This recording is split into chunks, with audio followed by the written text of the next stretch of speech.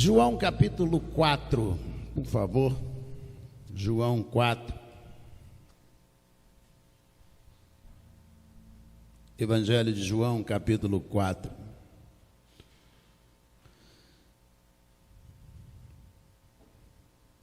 A partir do versículo de número 5. Assim Jesus chegou a uma cidade samaritana chamada Sicar, perto das terras que Jacó tinha dado a seu filho José. Ali ficava o poço de Jacó. Cansado da viagem, Jesus sentou-se junto ao poço. Era por volta do meio-dia. Nisso veio uma mulher samaritana tirar água. Jesus lhe disse: dê-me um pouco de água, pois os seus discípulos tinham ido à cidade comprar alimento. Então a mulher samaritana perguntou a Jesus: como, sendo o Senhor um judeu, pede água a mim, que sou mulher samaritana? Ela disse isso porque os judeus não se dão com os samaritanos. Jesus respondeu: se você conhecesse o dom de Deus e quem é que está lhe pedindo água para beber, você pediria e eu lhe daria água viva. Ao que a mulher respondeu: o Senhor não tem balde e o poço é fundo. De onde vai conseguir essa água viva? Por acaso o Senhor é maior do que Jacó, nosso pai, que nos deu o poço, do qual ele mesmo bebeu, assim como os seus filhos e o seu gado?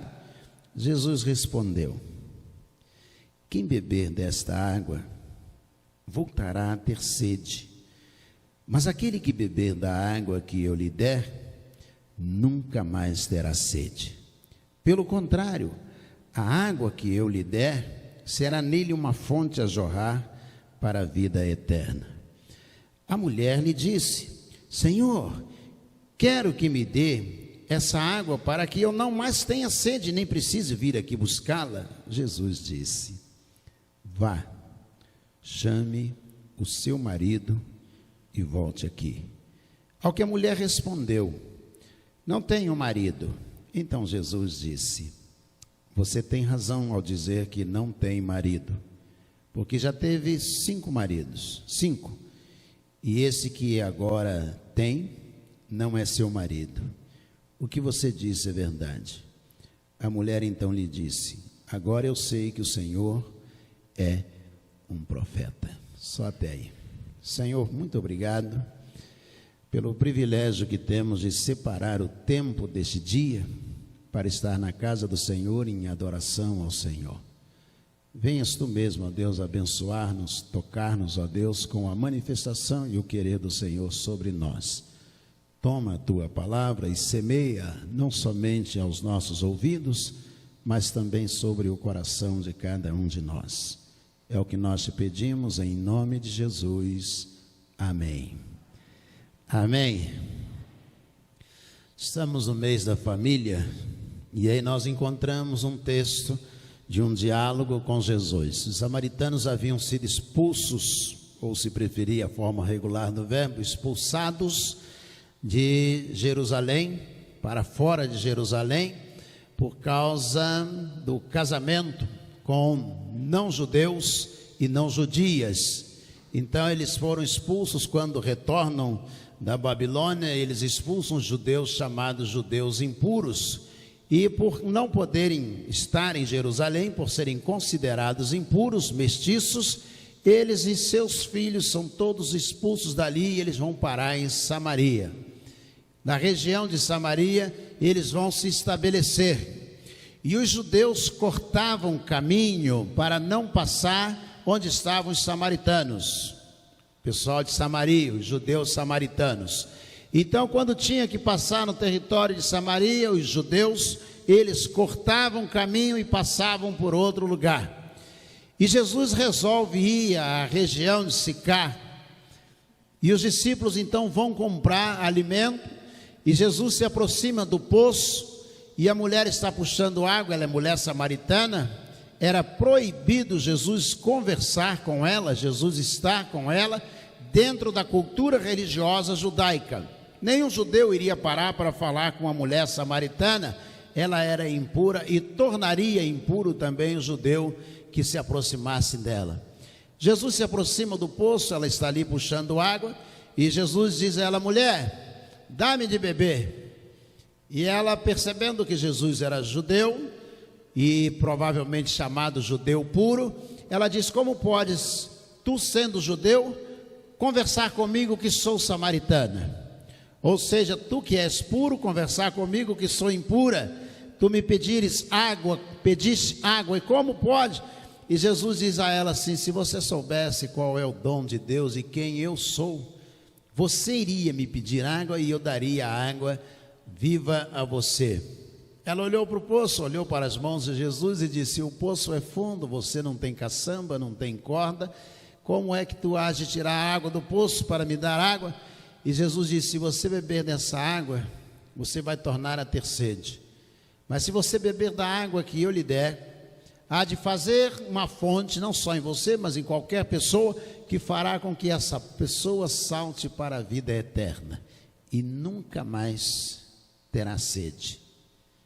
Ela olha para a água, para o seu cântaro, provavelmente, para o poço, para Jesus, e ela diz: então me dá dessa água, para que eu não volte mais aqui, esse poço fique todo dia pegando, se vai fazer em mim uma fonte, saltar para a vida eterna, me dá dessa água. E aí é que entra a família. Jesus está numa conversa excelente sobre questões religiosas, sobre questão do reino de Deus, numa evangelização pessoal, e a mulher parece que está interessada nessa conversa, porque ela chega a dizer assim: vocês judeus dizem que a adoração é lá em Jerusalém, os nossos pais dizem que é aqui no monte, e é aqui que nós temos a nossa reunião, é neste lugar que nós adoramos. Jacó mesmo era dono desse poço, ele e seus filhos beberam água desse poço, como se isso se tornasse o local mais eficaz no processo de adoração. A conversa o tema é profundamente religioso, e a gente às vezes gostaria de viver exatamente como esta mulher, conversar com Deus só questões religiosas, conversar com Deus sobre os anjos, sobre escatologia, pneumologia, sobre o Espírito Santo, sobre salvação, soteriologia, conversar sobre o pecado, hamartiologia, conversar sobre a história do Velho Testamento, ou introdução ao Velho, ao Novo Testamento, conversar sobre questões religiosas, temas religiosos. E aí Jesus demonstra um outro interesse: família. Mulher, onde está o teu marido? A gente não gosta muito de conversar com Jesus sobre a nossa família. A gente não gosta muito, a gente gosta de questões religiosas. É muito mais fácil a gente cantar um hino com um tema religioso, com uma teologia profunda, um hino. É muito mais fácil a gente frequentar uma classe da escola bíblica dominical e serem abordadas questões excelentes no campo teológico, no campo da filosofia da religião. Mas quando tem que falar sobre família, aí é mais difícil. Jesus olha para ela e diz: vamos falar sobre família? Onde está o teu marido? E ela então, vergonhosamente, ou talvez com vergonha de dizer a respeito de si mesma, porque é muito mais fácil a gente cantar hinos com temas religiosos, teológicos, do que a gente admitir uma questão social que envolva a nossa família, o nosso casamento, o relacionamento com os filhos, problema com os irmãos, problema no âmbito familiar. É muito mais fácil a gente cantar. E Jesus disse assim: vamos falar sobre família? Cadê o seu marido? E ela olha para ele, talvez meio cabisbaixo, diz: eu não tenho marido.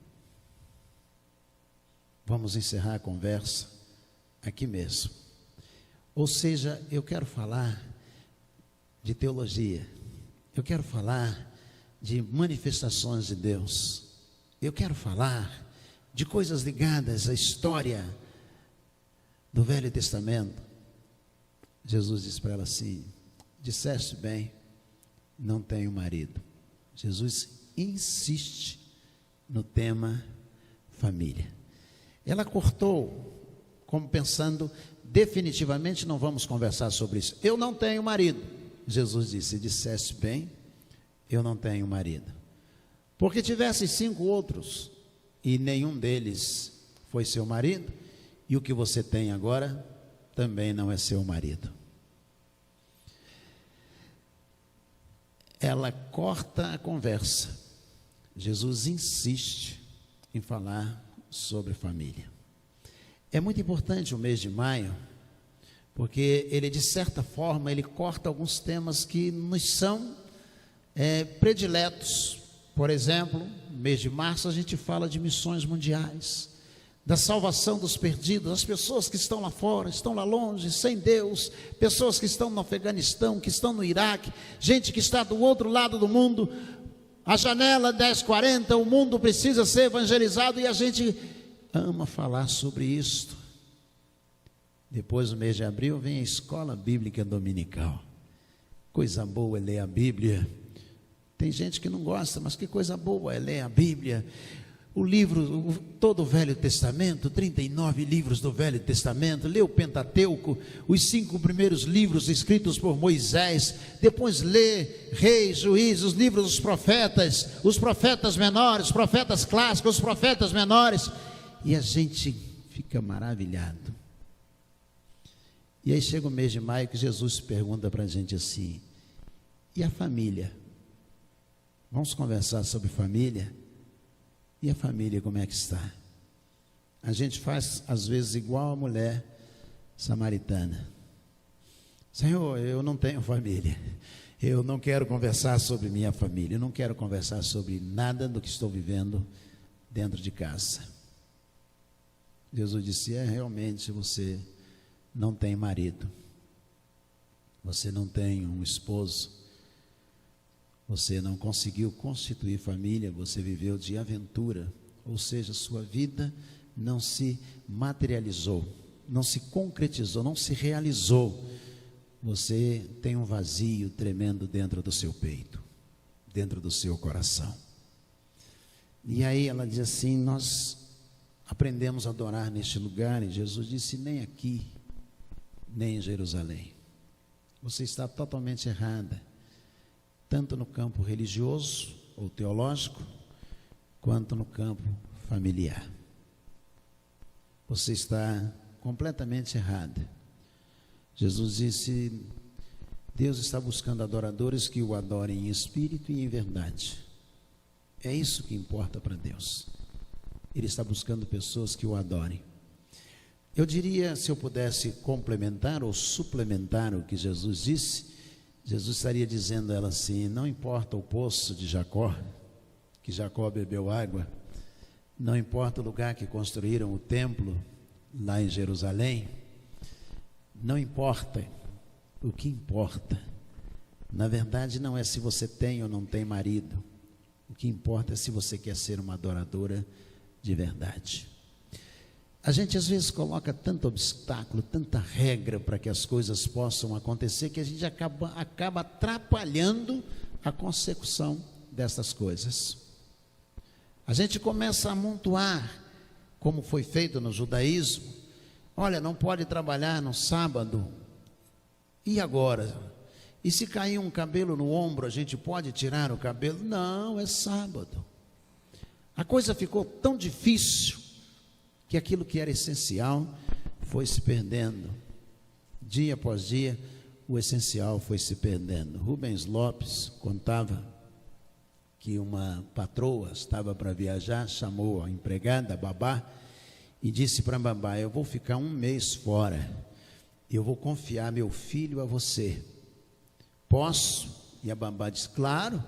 Disse: olha, aqui está o dinheiro que você precisa para comprar algumas coisas que faltarem, aqui está o leite, aqui está a fralda, e botou tudo em cima da bancada e disse: aqui está a criança para você tomar conta dela. Rubens Lopes conta que 1 mês depois a patroa voltou, se aproximou da empregada, que a recebeu com um abraço, com muita alegria, e aí disse: e aí, como foi? perguntou a patroa. A empregada respondeu: aqui está o dinheiro, aqui estão as fraldas, aqui está o leite, aqui estão as coisas que a senhora me deu, mas eu confesso que eu não sei onde eu larguei o neném, não sei onde foi que eu deixei. Muitas vezes nós esquecemos daquilo que é essencial. Então eu quero terminar essa hora com uma fala de John R. Stott. O principal é fazer o principal da coisa principal. Vou repetir a frase de John R. Stott. O principal é fazer o principal da coisa principal. Não gaste o seu tempo, a sua vida cristã, na periferia. Aquela mulher, ela estava assim, na periferia de Jerusalém, mas o problema dela não era esse. Ela estava na periferia da adoração. Jesus quer tratar não só de questões teológicas, Ele quer tratar também da nossa família, da nossa vida, do nosso coração.